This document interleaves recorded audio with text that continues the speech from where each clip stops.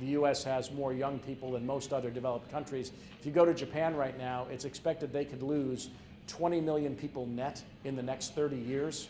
They have as many centenarians as they have births. They have more 80-year-olds than they have 10-year-olds.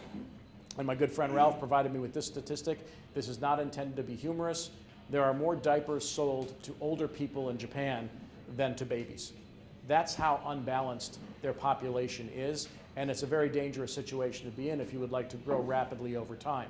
Just remember that population or labor force growth plus productivity growth equals economic growth. So if you don't have the population growing at a rapid clip and you don't get productivity growing, you cannot grow at a pace that would allow your economy to expand reasonably, and also, in the world that we inhabit right now, absorb the indebtedness that we have in most major developed nations. So we've been relatively stable. When you take Gen X, Millennials, and Gen Z, put them together, it's 143 million people, which is double the size of the baby boomers. The Millennials themselves just crossed the size of the baby boom cohort last year. So we're relatively better off than most other developed nations. Europe is aging faster than we are.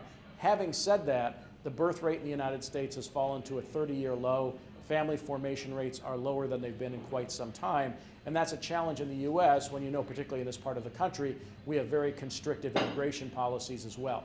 So we're not getting people coming in from the outside, and we're not reproducing at a fast enough clip inside to support the economy and hit that 3% growth target that we'd like to hit, irrespective of tax cuts, irrespective of fiscal stimulus or low interest rates.